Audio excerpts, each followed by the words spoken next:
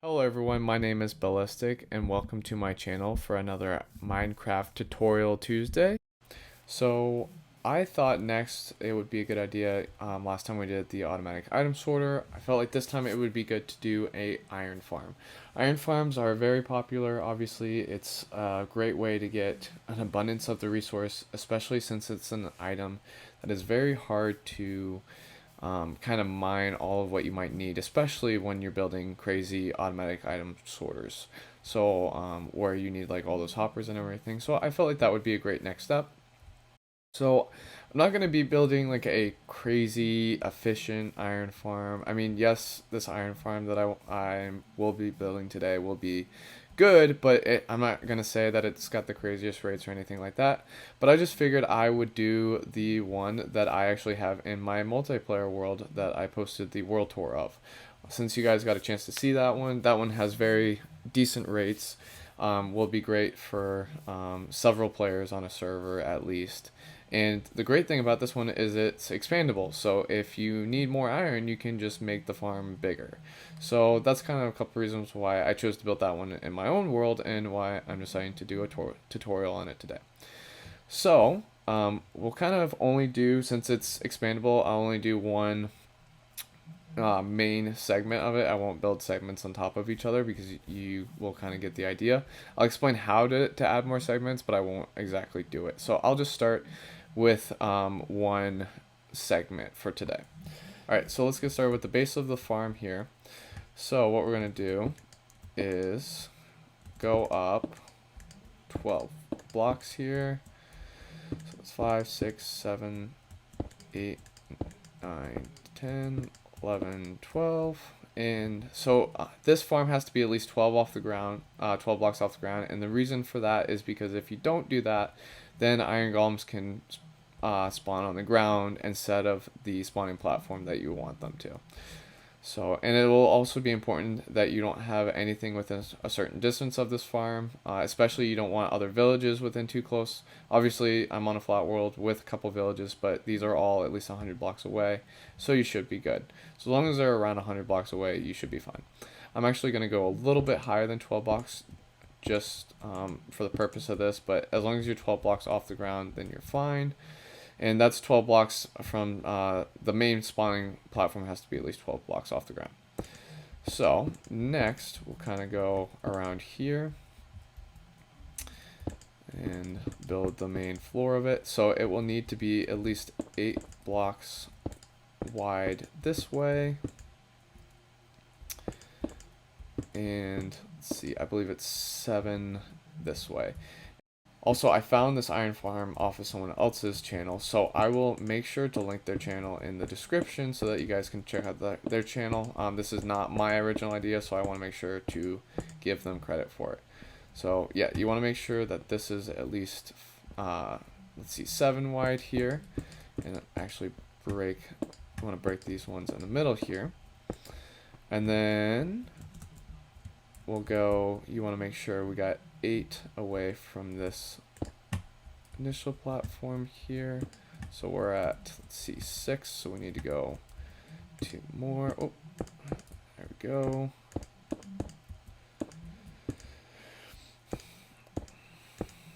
And then we need to make sure that we build this up at least 2 high above this. And then next is the pod where the villagers are going to go, actually. So need to make this, I believe, let's see, yep. Need at least a 3 wide section for the villagers to go in. Let's go like that. And go 3 high here. So this is the segment where the villagers are going to go in, and then next we are going to have the pod for where the zombie is going to go in. And he'll be right in here, and you only need a 1 wide section here. So next, before I put in the villagers and everything, let me build the rest of this up though. Will be the killing platform. So you kind of want to build all this first, and then the last thing you want to do is put your villagers in, because that's, for one, it's the most difficult part. So yeah, the last thing you want to do is put the villagers and zombies in, since it is the most difficult part. But secondly, it's you don't want the farm to start without the rest of the structure being built.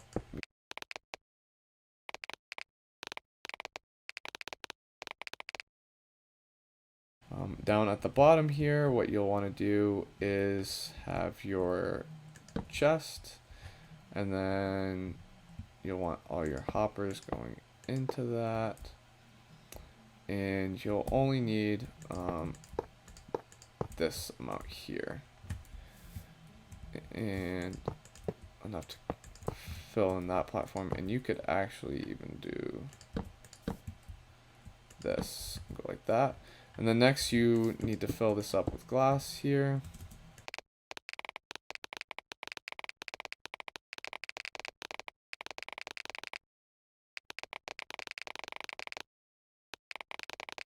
So based on how this farm works, it's basically, I believe, 3 stacks of iron for per hour per each pod. So it's not the craziest efficient thing, but obviously if you build a couple pods, like in my world I have 4 different pods, so that's, you know, about 12 stacks an hour. So if I, you know, AFK overnight for a few hours, so let's say I AFK'd for about 4 hours overnight, that's almost a full double chest of iron, and for just me and a couple other people, that's kind of more than we really need per time. So that's, you know, that kind of handles what we need. But if you need more than that, you can always build more pods too, which is a great thing that I like about this specific design. So alright, got all the glass in. Let me just, also what you want to do here is want to have fence gates here, and this kind of keeps, I believe, keeps the golems from potentially spawning like in the walls here if you set up like this. So that's why there's kind of a gap block, plus they're big enough where they won't fall between the 1 block gap. Whoop. Okay, alright, so next we open all these so that the golems can pass through them. Oop.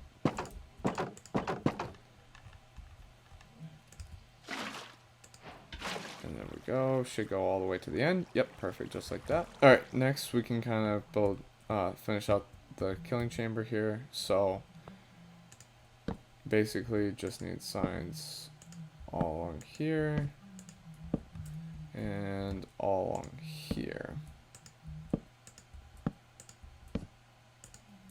Perfect. And then you can put 2 sources of lava between each one. There we go. So put some in each of the corners, should be set there. And the killing chamber should be all set there. Filled in all the blocks. Next we can put in our pods. And actually one of the things that I want to do first is start to, you want to spawn proof all these with carpets. That way that the iron golems cannot spawn on any of these blocks on the outside. Obviously that would be a huge issue if you have golems spawning out here, because they're not going to fall into the killing chamber. So just want to spawn proof all these with carpets. So I'm going to do all that.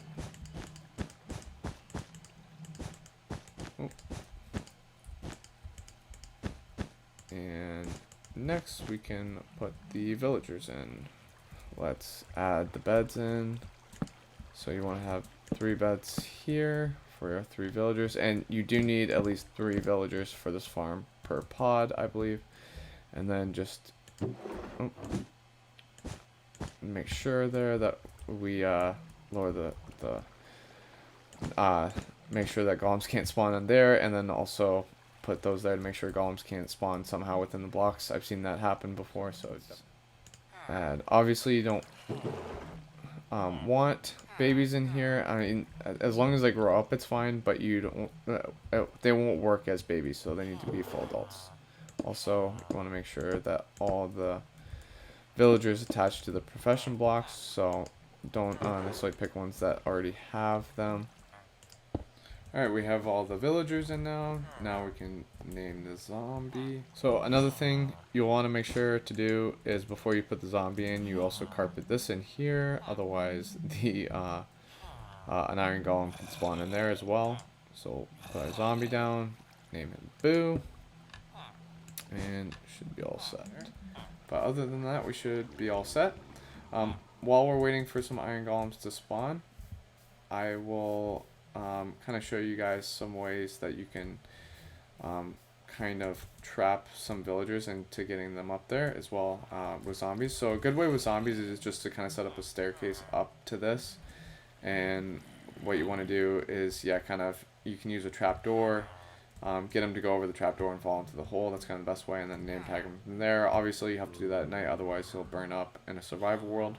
So as far as to trap villagers, one of the best ways that I found to do is you get a boat,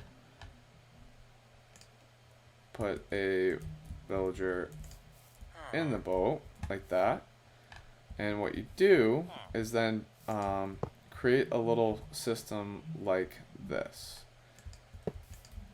and go around like this, and go all the way around them like that. Power these so that it goes round and round.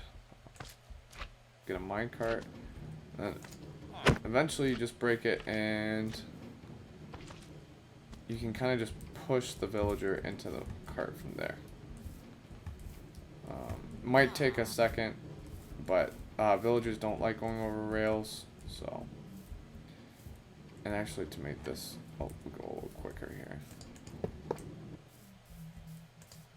to make things go a little quicker.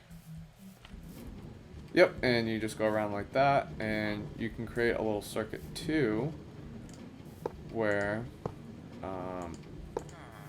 let's say you wanted to build something. So let's say you wanted to build up to the farm, for example.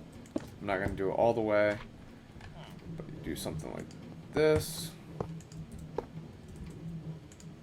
and then you can take a lever out here, and then what you can do here, I believe, is do that. So next time, and you can flip that around like that, and then he goes all the way up and over, and then you can eventually just drop him into the hole that you want. And that's basically how that works. So sometimes it can take a little while for the first one, and I believe like there's kind of like a day-night cycle it's got to work through at first to start, and that's why it takes a little while at the beginning. Can't remember if it's day or night that more of them begin to kind of spawn. So. Oh, yep, and as you can see, we have our first victim, Iron Golem. So now that they've gone through the day-night cycle and have been able to sleep and trade, we have our first Iron Golem. And as I said, this thing should pump about 3 stacks per hour per pod here. So what you could do if you wanted to expand upon this, you want to go 16 blocks up before you build another pod. So basically 16 blocks up above this. And yeah, so if you want to build it across, you'll need to do at least 12 blocks between the edge of this one and the start of the next one if you kind of want to do them in mirroring each other. So that's basically it. The iron farm's all set. Relatively easy build. It might take a bit of time and survival, but there's not a ton of crazy resources involved in this. And my favorite part is that it is completely stackable. It's not a crazy large build either, but if you did want to make a nice build out of it, you could definitely do that.